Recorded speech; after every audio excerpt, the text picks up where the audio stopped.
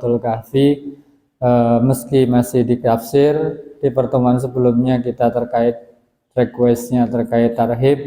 Di penghujung ini saya coba ngupas rangkaian ayat-ayat yang berkaitan dengan Ramadan.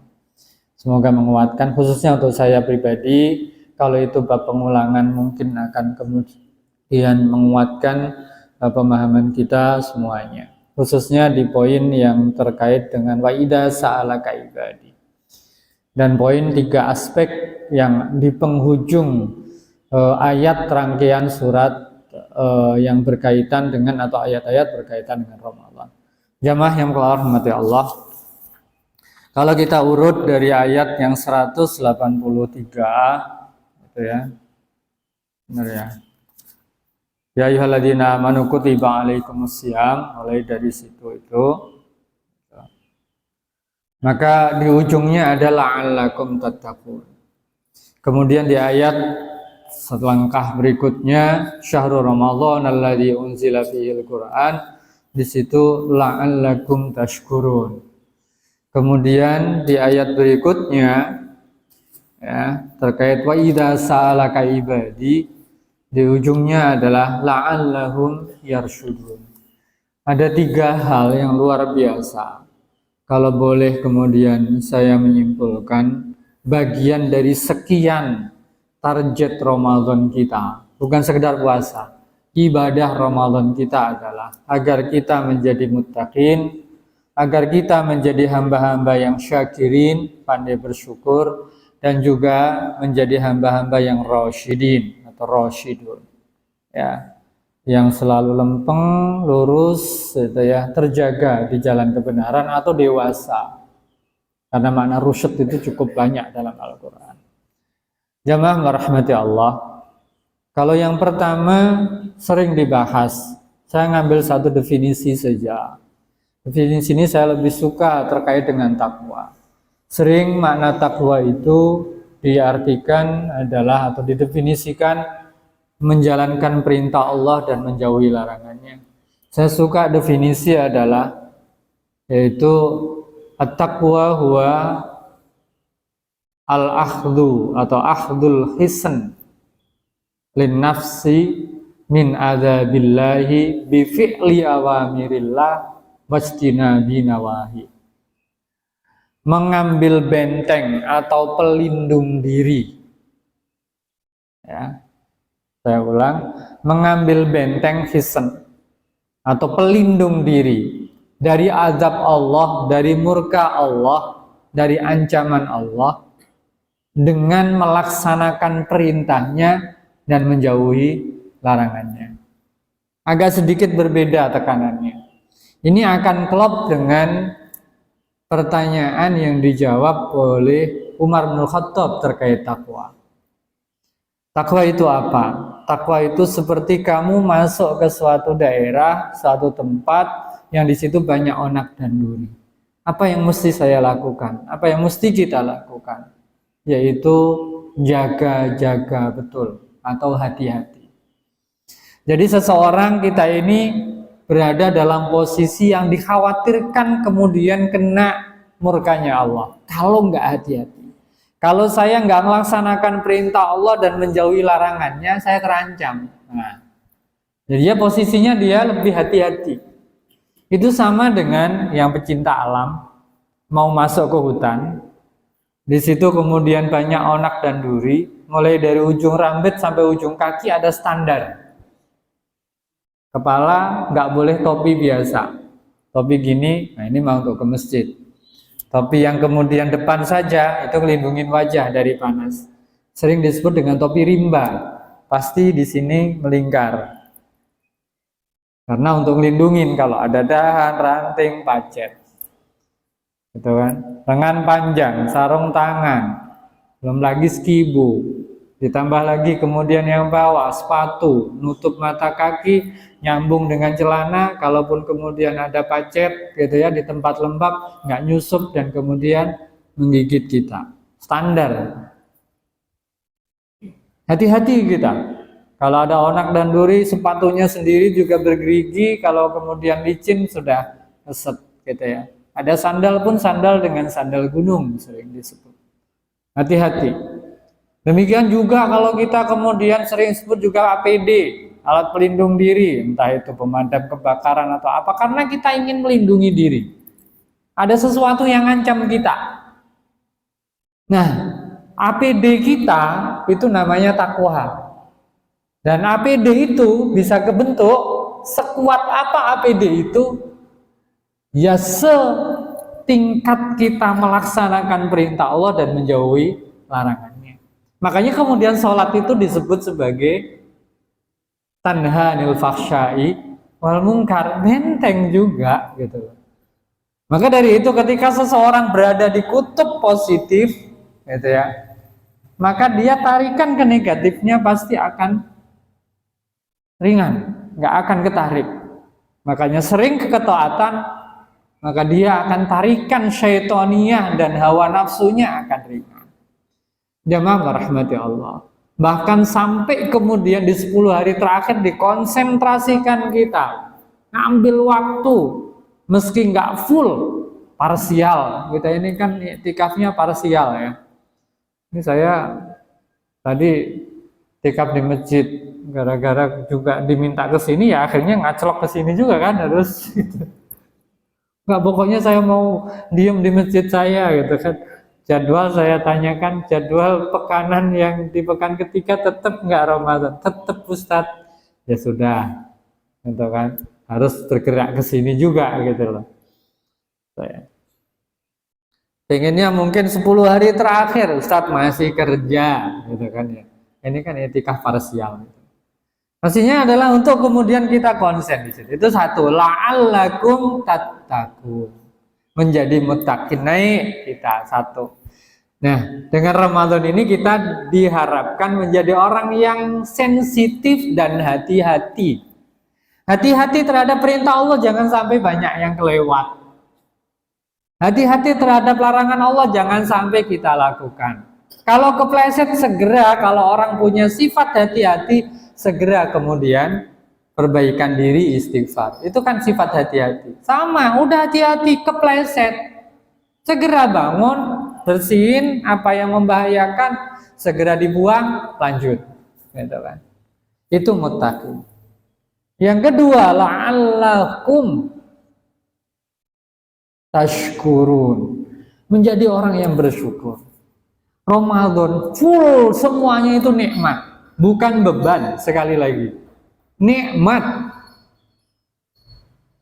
Nikmat bagi yang rasakan itu nikmat dan menghargai itu nikmat. Itu rizki, ya rizki.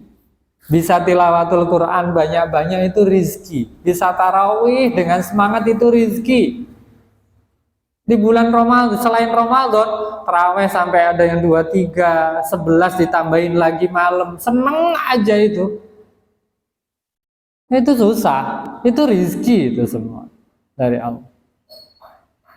Jadi nikmat yang sifatnya rohani lebih banyak malah dari sifat dohir. Ya maaf, rahmati Allah. Manusia itu bisa menghargai nikmat, mohon maaf, bisa merasa itu ya, betul-betul bersyukur kalau nikmat itu dihargai dengan baik. Dan dianggap itu berharga, bernilai.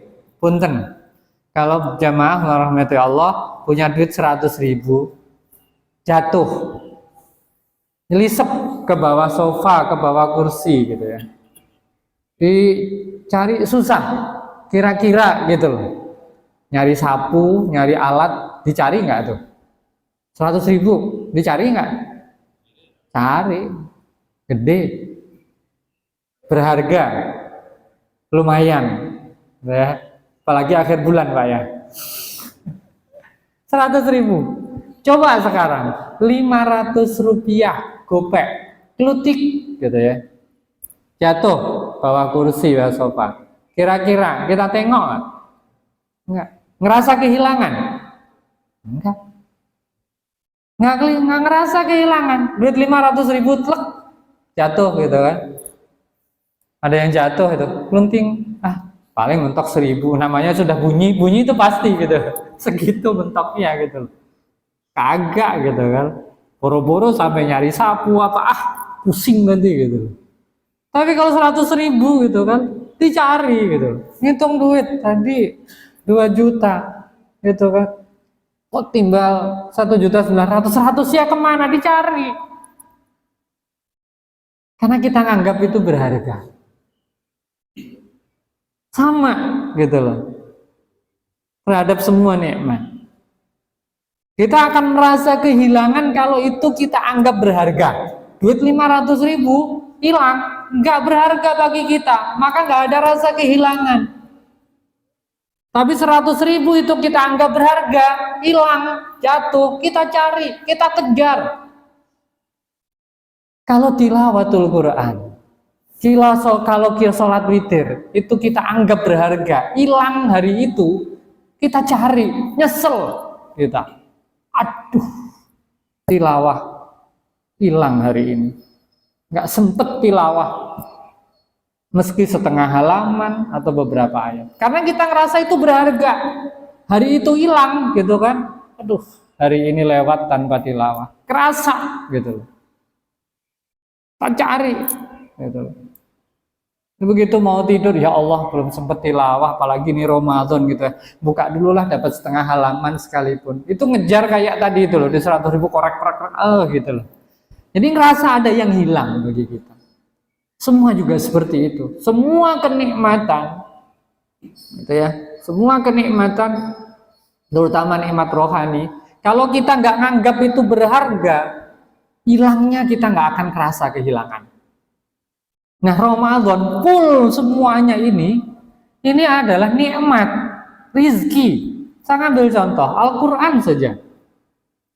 Kita sampai kemudian berdoa, warzuqna tilawatahu ana al-laili wa atrafan nahar. Itu kan Allahumma rahamna bil Quran, anak-anak di tengah itu.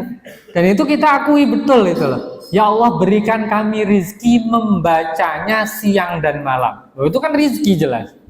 Makanya kalau duduk di antara dua sujud itu, jangan kepikir rizki cuma duit aja gitu kan. Rabbighfirli warhamni, terus warzuqni. Yang kepikir itu jangan kemudian rizki itu duit aja gitu loh. Karena ternyata di dalamnya itu juga ada rizki tilawah. Rizki bisa sholat jamaah dengan seneng gitu ya, ringan. Rizki kemudian kita sholat witir qiyamul lail. Rizki kita bisa kemudian ibadah. Bahkan rizki kita sodako dengan tenang, bahkan ikhlas. Itu rizki semuanya dari Allah. Ketika orang kemudian ya kehilangan itu semuanya, nggak ngerasa kehilangan. Itulah la'allakum tashkurun. Kita ingin jadi orang-orang yang seperti itu. Nah, nyambungnya apa? Orang tidak bisa bersyukur dan berterima kasih kalau nggak nganggep itu rizki dan nikmat yang besar. Itu kan. Dikasih duit 500 rupiah, anak kecil aja nggak bisa buat beli permen. Nggak bisa bersyukur karena dianggap memang nggak berharga. 20.000 baru dia gitu loh. Padahal apa yang Allah berikan itu semua serba luar biasa. Kapan itu kemudian kita bisa bersyukur, hargai dengan baik, gitu kan? Sekecil apapun rezeki, dan tidak ada yang kecil hasilnya yang diberikan Allah ke kita. Semuanya gede. Nah, ketika kita gedekan yang Allah berikan itu, kita anggap berharga, kita akan pandai bersyukur. Sama, dikasih orang juga sama seperti itu. Nah, kita ingin menjadi pribadi yang syakirin, kita berarti harus betul-betul menghargai semua karunia dari Allah, termasuk nikmat yang non-zahir tadi, nikmat ibadah dan seterusnya, sehingga insya Allah nanti pasca Ramadan juga terjaga. Yang ketiga, ini kaitan dengan wa idza sa'alaka ibadi anni fa inni qarib ujibu da'watad da'i idza da'an falyastajibu li wal yu'minu bi la'allahum yarsyudun. Ar-rusyd. Rusyad itu yarsyud, itu kan yarsudun itu adalah isobatul haq, selalu berada dalam kebenaran, lempeng, selalu berada di rel. Itu namanya orang yang rasyidun, gitu ya. Tapi rusyad itu juga dalam hitungan bagi usia seseorang, sinur rusyad itu kedewasaan, dewasa, bukan kekanak-kanakan. Itu juga rusyad. Nah, ayat terkait ini kan terkait doa. Wa idza sa'alaka ibadi anni fa inni qarib. Para ulama menyebutkan bahwa doa diijabah Allah itu kapan aja. Tapi di Ramadan lahu maziyah. Ada hal yang sangat spesial. Bahwa Allah itu begitu dekat. Bahkan dalam susunan ayatnya itu juga menunjukkan Allah begitu dekatnya luar biasa. Bukan kalimat qoribnya saja. Kita coba bedah, Bang. Wa idza sa'alaka ibadi, ketika bertanya kepadamu wahai Muhammad. Jadi ini sahabat umat orang-orang nanya ke Rasulullah, sa'alaka, hamba-hambaku. Kemudian Allah sebut tuh yang bertanya itu diaku duluan oleh Allah Subhanahu wa taala. Ibadi, itu udah deket banget, hambaku. Yang nanya bukan sahabatmu gitu. Kan bisa saja ketika sahabat-sahabatmu bertanya kepadamu wahai Nabi, enggak. Ketika orang-orang mukminin bertanya kepadamu wahai Muhammad, enggak. Tapi wa idza sa'alaka ibadi, nyebut yang nanya saja sudah diaku duluan, ibadi. Hambaku tuh ketika nanya kepadaku, satu, anni tentangku, fa inni. Nah, nanyanya ke Rasulullah, Rasulullah kemudian dijawab oleh Allah, tapi jawabannya Allah itu bukan kemudian sampaikan ke mereka ya Muhammad bahwa saya itu dekat, enggak. Tapi langsung Allah jawab, fa inni, maka sesungguhnya aku. Bukan fakul wa Muhammad inni qarib, bukan. Langsung. Pertama mulai dari ibadinya, gitu ya. Kemudian fa ini langsung.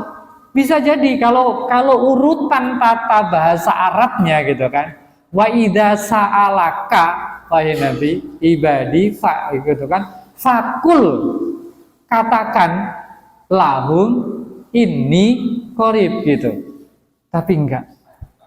Langsung fa ini qarib.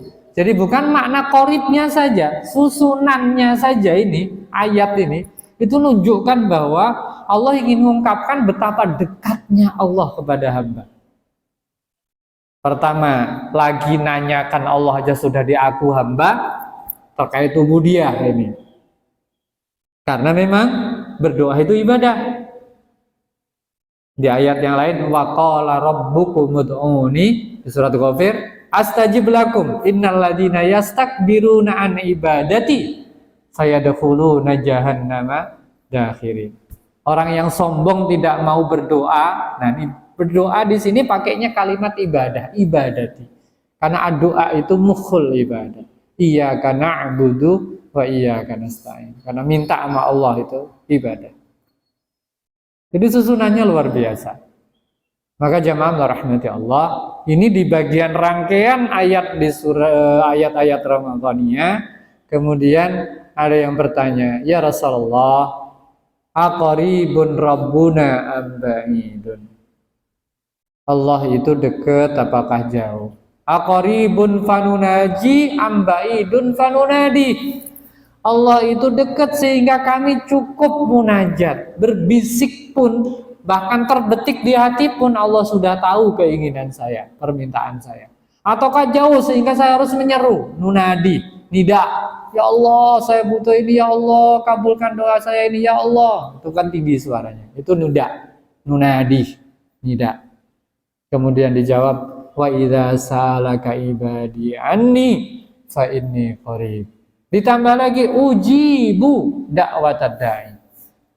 Kedekatan Allah itu mengijabah doa-doa hamba yang meminta. Ujibu da'watad da'i idza da'ani, ketika meminta kepadaku, berdoa kepadaku.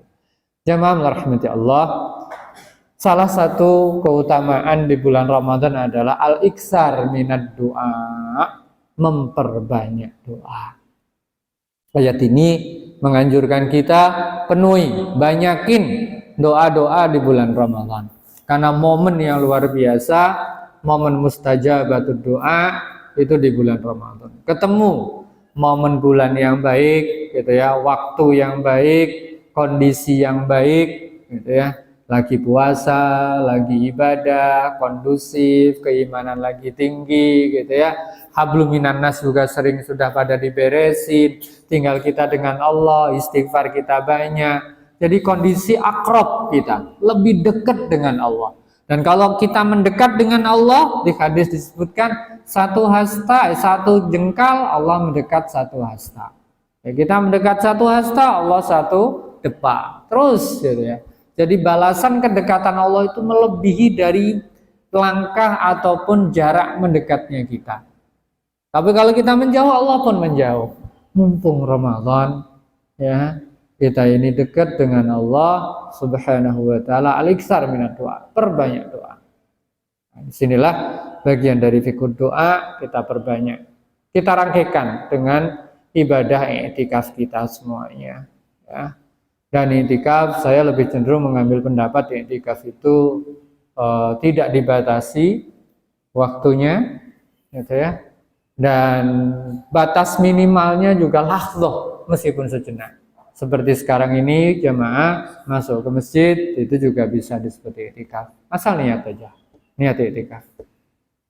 Sampai keluar itu terhitung i'tikaf. I'tikafnya sendiri, berdiamnya di masjid sendiri itu sudah berpahala dihitung i'tikaf. Tilawahnya sendiri, sholatnya sendiri, zikirnya sendiri, kajian atau tholabul ilmnya tersendiri, udah masing-masing gitu ya. Kayak gitu. Malaikat mah rigid, Allah itu detailis gitu ya. Semua dihitung. Sama dengan jamaah baca Quran gitu ya. Kenapa saya suka menganjurkan kalau baca Quran jangan pakai HP gitu loh. Kecuali kepaksa gitu loh. Kalau sudah nggak ada mushaf di situ monggo pengen baca Quran pakai HP tabletnya gitu ya. Selama masih ada mushaf dipegang dengan baik, karena tangan megangin ini juga ikut dapat pahalanya. Dilihat suaranya kedengar telinga kita, karena telinga kita juga ikut ambil bagian pahalanya. Dibuka mulutnya dengan baik, lelahnya kita membaca itu ada pahalanya sendiri. Jadi semua yang interaksi dengan Al-Quran itu semua dapat pahala masing-masing. Saat nggak paham saya, bacanya sendiri sudah berpahala. Paham itu pahala tersendiri, tadabbur pahala tersendiri gitu. Itu luar biasanya. Allah Subhanahu wa taala Maha Rahman Rahim dan Maha Rauf serta Maha Karimnya Allah Subhanahu wa taala. Interaksi, karena ternyata meskipun nggak tahu maknanya pun Al-Qur'an itu yu'assir, memberi pengaruh. Tetap memberi pengaruh. Jangan sampai kemudian ada orang yang kemudian buat analogi, buat apa baca Quran nggak tahu artinya, kagak ada manfaatnya. Salah. Gitu kan. Membaca saja itu sudah ibadah, pasti kalau diperintahkan oleh agama pasti ada manfaatnya. Makanya saya suka sekedar ilustrasi gitu kan, baca bolak-balik memang ada manfaatnya, orang tahu kagak itu Kang gitu kan. Saya minta, Kang tolong ngambil air pakai keranjang, punten pakai air, ngambil air pakai keranjang, kira-kira dapat nggak? Tapi ada manfaat gak Pak? Itu keranjang itu kan, panjang di belakang rumah itu kotor gitu. Tolong ambil air sana pakai keranjang. Diangkat nggak dapat. Dimasukin ke apa? Sungai, diangkat nggak dapat. Cemplungin lagi. Kira-kira gitu loh. Meskipun nggak dapat air, tuh keranjang bersih nggak? Bersih Pak. Sekedar logika, ya analogi kasar aja itu saya gitu. Masya Allah. Ini mulut itu sampai dibuka lelah-lelah gitu ya. Dan Allah juga maha adil. Orang baca Quran jangan merahmati Allah gitu kan ya. Gak usah lirik-lirikan. Mohon maaf lirik-lirikan, maksud saya tuh suka banding-bandingin gitu ya. Sudah berapa? 1 juz. Saya 1 jam nih 1 juz. Ini 40 menit 1 juz. Saya 1 jam nih baru 1 halaman. Gak usah kecil hati. Memang lambat gitu kan. Dan itu hadisnya kan juga ada. Yang bacanya lancar bersama malaikat safaratil kiramil bararah, malaikat mulia. Tapi yang lambat gimana? Dapat 2 pahala. Jangan dilihat 2 itu kemudian 2 hitungan 1 2 jalur. Jalur pahala baca Quran, jalur dia usaha tuh. Ya tak gitu kan. Bolak balik gitu. Gitu kan, masih salah lagi gitu, muter gitu ya. Itu. Bisa jadi kemudian yang ikhtiar luar biasa itu pahalanya lebih banyak, ya kan? Karena dia ikhtiar usaha gitu kan dengan jerih payah, susah payahnya itu, tapi tetap istiqomah itu luar biasa gitu. Jadi nggak usah kemudian kamu nggak khatam-khatam, memang bacanya lambat, tapi kemudian dia ikhtiar itu mah Allah Maha tahu gitu loh. Jadi jangan suka banding-bandingkan gitu. Ojo dibanding-bandingke katanya. Itu ya. Nah, ini kaitan dengan wa idza sa'alaka ibadi anni fa inni qarib. Nah, salah satunya juga ketika kemudian tadi nyambung dengan Quran gitu ya, membaca Quran kita semuanya. Nah, karena itu rangkaiannya mulai dari puasa, kemudian syahrul Ramadan alladzi unzila fihil Quran, kemudian yang berikutnya adalah terkait dengan doa. Adapun dengan Quran tadi sudah saya singgung secara khusus, baca, semangatin diri untuk membaca di bulan Ramadan, perbanyak gitu ya, membaca meski berat, sekuat kemampuan kita diikhtiarkan untuk bisa membaca dengan sebanyak-banyaknya, mesti adab-adabnya dipenuhi dengan baik, adab-adabnya penuhi dengan baik. Nah, terkait dengan fikih doa ini agak saya perdalam, itu ya jamaah rahmati Allah, tinggal beberapa waktu lagi gitu ya, berarti proyek baca Qurannya dimaksimalkan gitu ya, kemudian proyek untuk itikafnya diikhtiarkan semampunya gitu ya, tuh terutama nih nggak bisa tiap malam ganjil ya, kita kan suka jagain gitu ya. Ya udah, meskipun itu nggak tahu gitu Lailatul Qadarnya yang mana gitu ya. Ya ini sesuai kemampuan dan juga keluangan seseorang gitu ya. Jadi yang diberi ke lapangan kemudian tiap malam alhamdulillah, bahkan full silakan ya. Intinya 10 hari terakhir ini waktu kita ada longgar, sebaiknya di masjid, pegang mushafnya baca gitu ya, biar lebih berlama-lama. Yang memang masih kerja ya laksanakan kerjanya, insya Allah Allah juga Maha tahu, laksanakan kewajiban kita gitu ya, dan tetap bisa mendapatkan pahala karena itu juga bagian dari kewajiban kita, menunaikan kewajiban kita sesuai ke lapangan kita masing-masing. Nah, terkait dengan momen banyak berdoa ini ya, kita manfaatkan dengan baik, adab-adabnya dipenuhi, terutama ketika kita maksimalkan 4 poin, ada waktu yang mustajabah, ada tempat mustajabah, ada orang-orang yang mustajabah, dan kondisi mustajabah. Ini banyak ada di bulan Ramadan. Waktu gitu ya.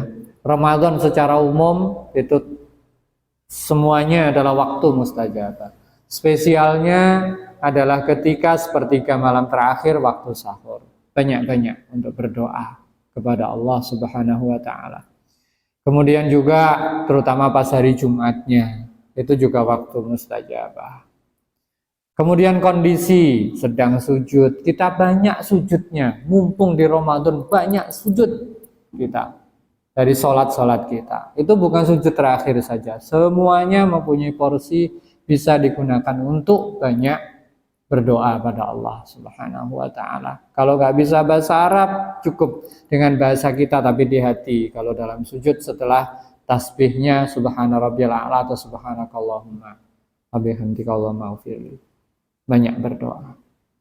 Ketika adzan dan iqamah itu ya, diberi kesempatan cukup panjang, kita gunakan untuk berdoa. Itu ya. Ketika kondisi sedang berpuasa. Ini kondisi sepanjang hari itu waktu mustajabah untuk berdoa, karena doanya orang yang berpuasa itu mustajabah ya. Dari itu manfaatkan dengan baik gitu. Jangan sampai kemudian muncul ucapan-ucapan yang gak bagus, apalagi itu umpatan, apalagi nyumpahin seseorang, anak kita dan seterusnya. Tuh doa-doa kondisi yang mustajabah berdoa. Lagi sujud, lagi hujan, ini Bogor ini banyak hujan ya, sering-sering hujan kan, banyak itu ya. Tuh. Lagi mudik bepergian. Nah, ini yang mudik itu bisa jadi amal soleh, bisa juga rutin biasa. Mudik biasa aja memang. Tapi macetnya kita, mudiknya kita jadi amal soleh atau kita niatkan silaturahim, nyambung ketemu saudara, sehingga berlelah-lelahnya kita dinilai pahala oleh Allah Subhanahu wa ta'ala. Dan bepergiannya kita itu mustajabah. Doaul musafir, doanya orang tua kita kepada kita, ini juga mustajabah ya. Jadi ketemu itu semuanya. Tempat, kita sering di masjid. Kalau lagi umroh, alhamdulillah ada yang umroh di bulan Ramadan gitu ya, itu ketemu semuanya itu. Tempat mustajabah, sedang musafir umroh itu orangnya juga mustajabah tuh doa di tempat, apalagi di raudhah atau mungkin di multajam memang di dalil juga memang mustajabah tuh doa gitu ya. Nah ini bisa kita manfaatkan dengan baik mumpung di bulan Ramadan. Nah, adab-adabnya ketika kita berdoa, tahmid didulukan, kemudian sholawat, baru doa kita. Doa pun dianjurkan untuk kemudian minta ampun dulu. Semua doa terkait minta ampun didulukan. Bagusnya didulukan. Sebagaimana doanya Nabi Sulaiman itu, Rabbighfirli wa habli mulkan la yang bagi li ahadin min ba'di. Jadi minta ampun dulu kepada Allah, baru minta kebutuhan kita, dunia dan akhirat kita. Kemudian juga Imam Malik menganjurkan kalau terkait urusan kita semuanya, entah itu bisa minta dimudahkan urusan, rezeki dilapangkan, disehatkan, dimudahkan berbagai halnya, pakainya pakai Robbana. Ya Robbi, ya Robbana, atau Robbi, atau Robbana. Bukan Allahumma. Nah, karena semua doa yang ada dalam Al-Quran tekstual semua pakai Rob. Robbana, Robbi, ya Robbana pasti. Rabbana atina fid dunya hasanah di Quran. Rabbighfirli wa liwalidayya. Rabbana la tuzigh qulubana. Itu kan. Rabbana hab lana Rabbana liyuqimus shalah. Itu kan. Rabbana wala tahmil alaina isran kama hamaltahu. Rabbana ighfir lana wa li ikhwanina alladziina sabaquna bil iman. Semua Rabbana, Rabbi. Rabbana untuk bareng-bareng jamak plural. Kalau Rabbi adalah untuk sendiri gitu ya. Ini bagian adab. Mengadahkan tangan kita memohon pada Allah Subhanahu wa taala standar. Yang serius angkatnya. Jangan ditaruh di mulut gitu ya. Amin. Tinggal ngaminin aja, taruhnya di sini gitu ya. Atau kemudian di paha diangkat dengan baik ke atas. Jadi bagian dari adab-adab kita berdoa. Supaya kita maksimal mendapatkan apa yang kemudian kita harapkan dari Allah Subhanahu wa taala, dan yakin dengan pengijabahan dari Allah Subhanahu wa taala bahwa Allah itu Maha Qadir, Maha mampu apapun yang kita minta. Minta ampun, minta maghfirah, minta rahmat, minta barokah, minta dimudahkan rezeki, dimudahkan urusan, apapun itu secara detail sekalipun gitu ya. Itu kita yakin bahwa Allah itu Maha mampu. Yang sakit disehatkan dan seterusnya. Kalau kita ragu, ketika itulah malah nggak diterima, karena nggak yakin, nggak meyakini Allah itu mampu mengijabah. Nah, tinggal kemudian meyakin dan memahami betul bahwa pengijabahan itu nggak mesti harus semuanya sesuai dengan apa yang kita minta. Yang kita minta A dikasih A, itu pengijabahan. Nggak kita minta A dikasih B, bisa jadi itu juga pengijabahan, karena nggak cocok mungkin yang kita minta tapi dikasih yang lainnya. Ya, minta tambahan gaji nggak ditambah tapi yang sakit disehatkan, dihindarkan dari bala, itu juga bagian dari pengijabahan doa Allah Subhanahu wa taala ya. Dan masih banyak lah itu ya bentuk pengijabahan, bentuknya itu mungkin nggak secara khusus sama persis yang kita minta, tapi ternyata itu yang lebih pas dan lebih cocok bagi kita, atau memang di dunia ini nggak cocok bagi kita, baik sangka saja sama Allah, pasang itu. Insya Allah mungkin nanti di akhirat atau mungkin tahun depan, kapan dan seterusnya. Dan jangan kemudian dikte Allah gimana caranya untuk diijabah.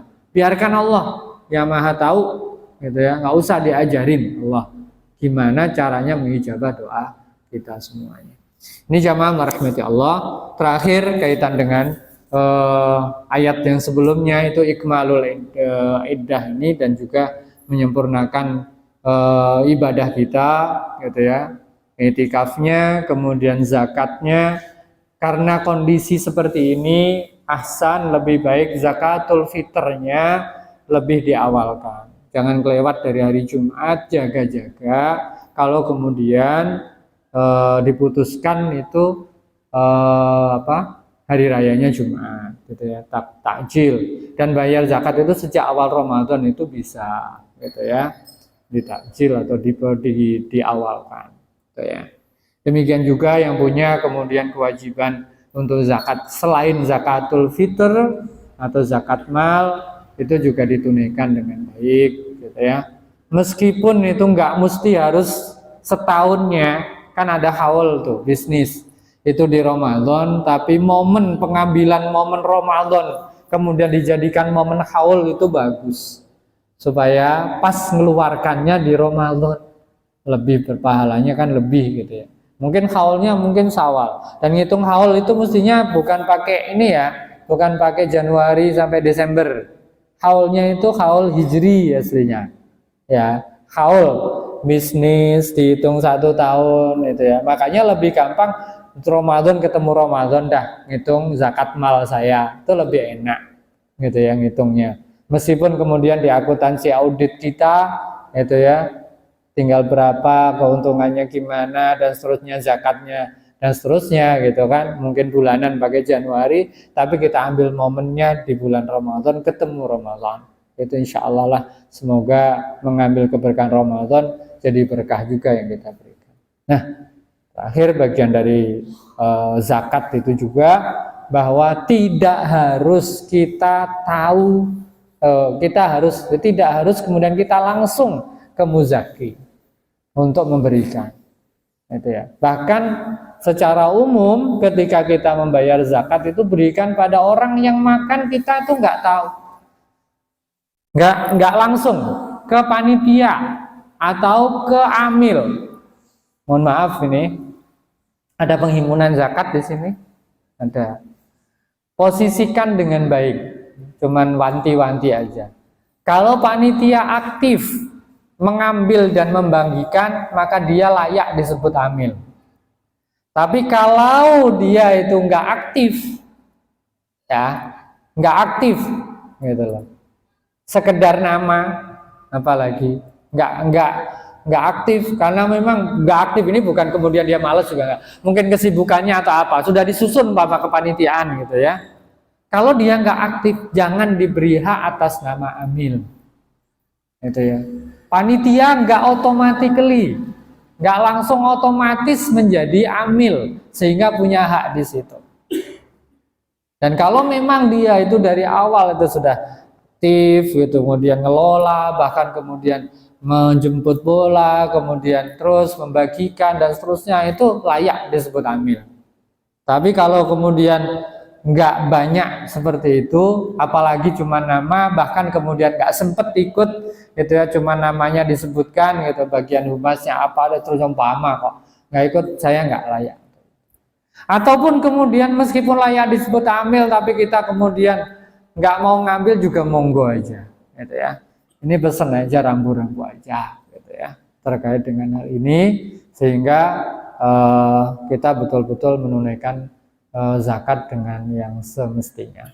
Yang berikutnya juga kaitan dengan zakat, ya, akadnya yang jelas, yang zakat, yang sodako, gitu ya.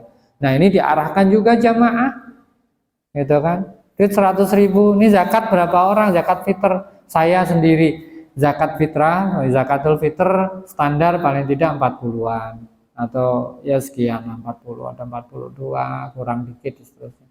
Ini semuanya makannya apa, gitu loh. Oh ya, itu 45 untuk zakatul fitr, selebihnya sodako. Nah, itu penyaluran akan lebih luas. Yang sodako lebih luas daripada zakat. Jadi dipisahkan, gitu loh, zakatul fitr. Zakat mal dengan zakat fitr juga beda. Karena zakatul fitr panitia, gitu ya, amil, nggak boleh ini sembarangan menyalurkan melewati dari hari Id sebelum khatib naik mimbar.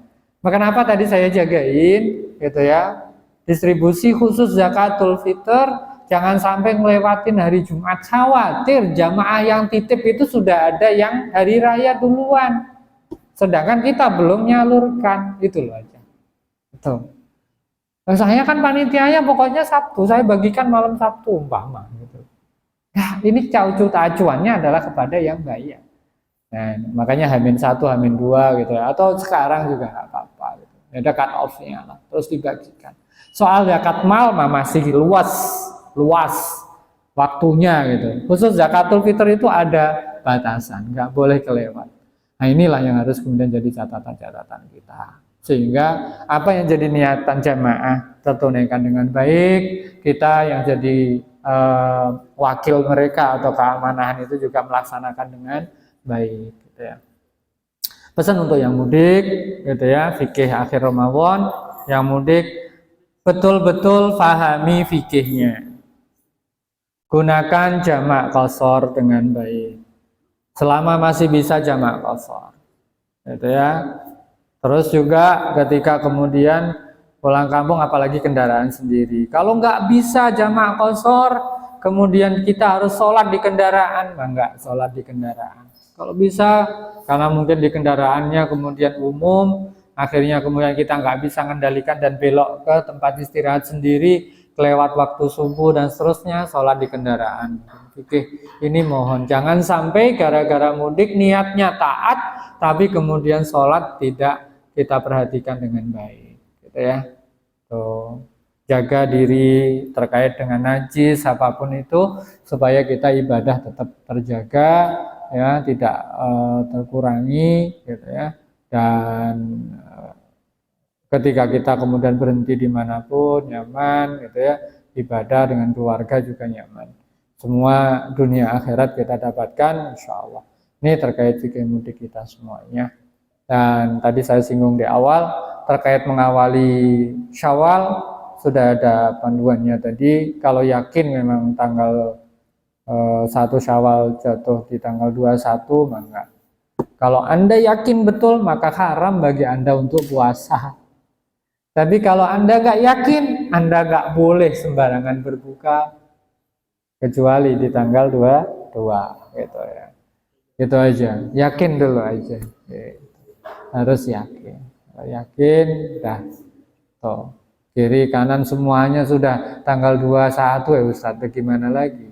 Saya kemarin ke Sukamakmur, Lulu, Citerep ke sana gitu. Hari rayanya kapan sini? Jumat, Pak. Loh, belum ada pengumuman. Udah, pokoknya sini mah Jumat, Pak. Gitu. Di kampung sana itu udah ada begitu. Jumat, bener. Iya, Jumat, Pak, sini gitu. Citerep sana tuh ke sana. Saya ke Sukamakmur. Sembuh lah sebenarnya. Ya wes gitu. Ya, ya, semua akan mempunyai istihad. Yang saya khawatir itu cuman hari raya kalau sampai 3 hari itu yang bingung saya gitu. Itu ada yang Jumat, ada yang Sabtu, yang Ahad itu saya bingung nanti. Ini kalau perbedaan namanya ru'ya dan hisab itu paling juga beda di 2, tapi kalau ada yang 3 saya juga ini pakai istihad mana ya, saya kadang nggak ketemu juga gitu ya. Ya Allah, sabar. Yang duluan. Yang repot itu adalah ketika diekspos, Pak. Dan yang duluan pada diekspos itu jadinya itu gimana gitu kan ya. Ya wis, moga aja kita tetap bersatu ya, megangin istihad gitu ya. Dengan ada yang ada. Jazakumullah khairan katsiran, barakallahu lakum, taqabbalallahu minna minkum. Ini doa yang kita panjatkan di akhir, khususnya kita sudah maksimalisasi ibadah secara individu, ketemu satu dengan yang lain gitu ya, bukan sekedar minal aidin wal faizin gitu ya, nalaidin ya gitu kan. Bagus menggunakan doa taqabbalallahu minna wa minkum. Semoga Allah menerima amal Anda, amal saya. Minal aidin, semoga kita termasuk orang yang kembali kepada kebaikan dan seterusnya, wal faizin, orang yang sukses. Baru tambahkan mohon maaf lahir dan batin gitu ya. Jangan sampai minal aidin ya gitu ya. Maksudnya apa gitu? Minta maaf gitu loh. Padahal itu minal aidin itu nggak ada maknanya. Minta maaf lahir batin itu nggak ada. Tapi ya begitulah kita ya. Tuh, kalau sudah bilang minal aidin doa sekaligus sudah minta maaf gitu. Udah TST dah kita ya. Tuh, sama-sama ya gitu. Sedang gitu ya. ke kosong-kosong ya, dah zero ya. Tapi aslinya yang bagus tadi taqabbalallahu minna wa minkum kullu amin wa antum bikhair. Ya udah taqabbalallahu minna minkum. Kita doakan. Karena itu kebiasaan para ulama ketika ketemu karena selesai Ramadan beribadah, maka saling mendoakan. Amal kita ada kurang di sana sininya didoakan oleh saudara kita agar diterima. Gitu ya, kita juga didoakan, kita doakan diri kita dan diikutkan dalam doa itu yang indah. Dan ini tadi faidza sa'alaka ibadi gitu ya. Dan salah satu doa yang mustajabah adalah doa saudara kita. Wallahu a'lam bishawab. Ini saya tadi berharap sebelum jam 6. Saya jam 6 itu ada acara di Darul Jannah. Bila ada pertanyaan mohon izin benar-benar pertanyaannya ditangguhkan atau di-WA-kan aja. Jadi ya mohon dibukakan pintu maaf, ada agenda di Darul Jannah. Ini di Darul Jannah yang Puri 2, bukan Darul Jannah sini. Itu ya, jam 6 itu ini sudah jam 6 di sini. Semoga Allah berikan keberkahan untuk kita semuanya. Ini mimbabi tadzkir, momen ayat-ayat ini digali, saya yakin juga sering mungkin diangkat, tapi tadzkir untuk pribadi dan juga untuk kita semuanya supaya kita lebih maksimal Ramadan ini. Jangan lupa untuk saling mendoakan, semoga Allah berikan rahmat, keberkahan, dan sukses di bulan Ramadan, dan kita masuk Syawal dalam kondisi yang sebaik-baiknya, dan kita jadikan semoga insya Allah Ramadan ini terbaik untuk kita. Taqabbalallahu minna minkum kullu amin wa antum bi khair minal aidin wal faizin. Jazakumullahu khairan katsira. Walafu minkum wallahu muwaffiq ila aqwamit thoriq. Wassalamualaikum warahmatullahi wabarakatuh.